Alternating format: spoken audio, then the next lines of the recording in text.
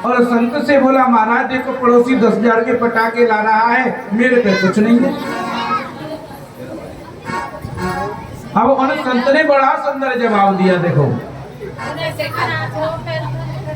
उन संत ने कहा पड़ोसी 10,000 के पटाखे ला रहा है, तेरे पे कुछ नहीं है, ये समझ लेना ये पटाखे तेरे ही हैं। अरे कोई इन पे नाम थोड़ी ना लिखा।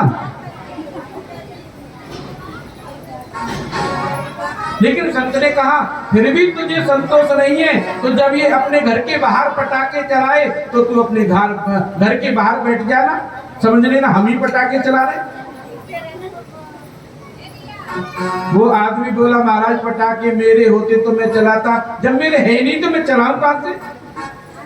और हाँ अगर मेरे होते तो मैं अपने हाथ से चलाता ना।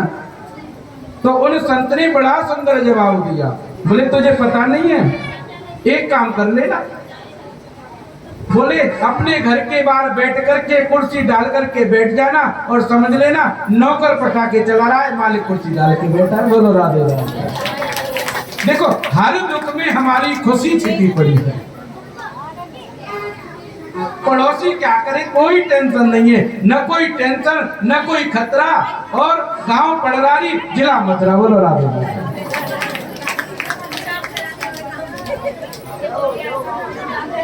जो भैया तो इसलिए कभी किसी की बराबरी नहीं करनी चाहिए।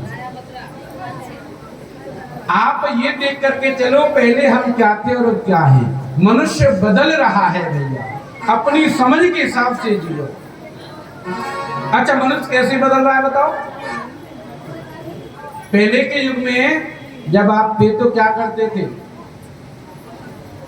पहले के युग में यानी 10-20 साल पहले, ज्यादा दूर नहीं ले जाऊंगा तुमको, 10-20 साल पहले मनुष्य क्या करता था? 10-20 साल पहले मनुष्य करता था घर में खाना खाता था और डोल डाल जो खेत में जाता था। बोलो राधे राधे। और आज का युवा क्या करता है? होटलों में खाना खा के आता है और घर। तो पीछे क्यों जाते हो? ज्यादा जाने की जरूरत नहीं है भैया, यही देखो क्या हो रहा है। जीवन बदल रहा है, मनुष्य बदल रहा है, तो तुमको बदलने की जरूरत क्या है? बराबरी किसी की मत करो, केवल बदलो जितना हो सके। हम ठाकुर जी ने पहले क्या कर रखा था और ठाकुर जी हमारे साथ क्या कर रहा है। हाँ बराबरी करो। देखो ये 2 घंटे भजन करते हम 3 घंटे करेंगे। और देखो अगर अपने घर को स्वर्ग बनाना है, मनुष्य मात्र को प्रेम से 23 घंटे कुछ भी करो, 1 घंटे ठाकुर जी के लिए ईमानदारी से जरूर निकालना चाहिए। अगर हम ईमानदारी से ठाकुर जी के लिए नहीं निकालेंगे, पता है पहले के जमाने में क्या होता था? राम राज्य था ना, तो वहां पे दूध की नदियां बहती थी महाराज। मनुष्य खूब दूध पीता था और दूध से ही नहाता था। और कृष्ण राज में क्या होने लगा है पता है? कृष्ण राज में प्रेम से सभी माखन खाते थे भैया, खूब मक्खन खाते थे जितना मिलता।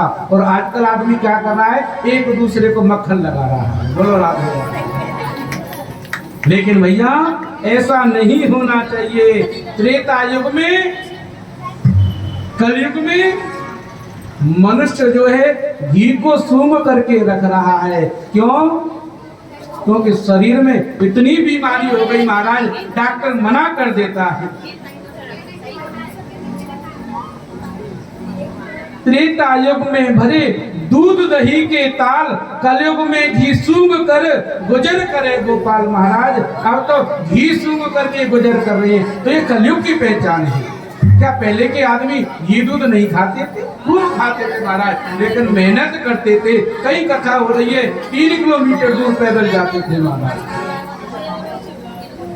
आजकल के लोग तो जो है पिज्जा चाउमीन टिक्की भल्ले ये चाहिए महाराज। लेकिन अगर शरीर को निरोग बनाना है, निरोगी काया बनाना है, तो प्रेम से घी और दूध प्रेम से खाया करो भैया। लेकिन ठाकुर जी का भजन करोगे जब ये पचेगा।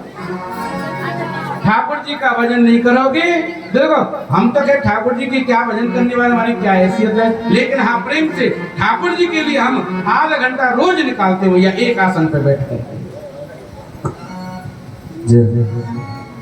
हे सबते प्यारो है नाम राधे रानी को, हे सबते प्यारो है नाम राधे रानी को, हे मोरे प्यारो हे बड़ो प्यारो लागे नाम राधे, वो सबसे प्यारो ब्रज धाम राधा। तो ताली बजा करके बोलेंगे क्या? हे सबसे प्यारो है नाम राधे रानी को, सबसे प्यारो है नाम राधे रानी को, वो सबसे प्यारो है नाम राधे रानी को, मुझे प्यारो लागे नाम राधे रानी को, मुझे प्यारो लागे नाम राधे रानी को।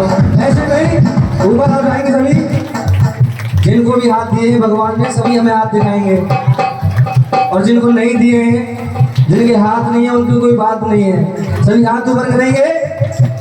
हे सबते प्यारो है नाम राधे रानी को।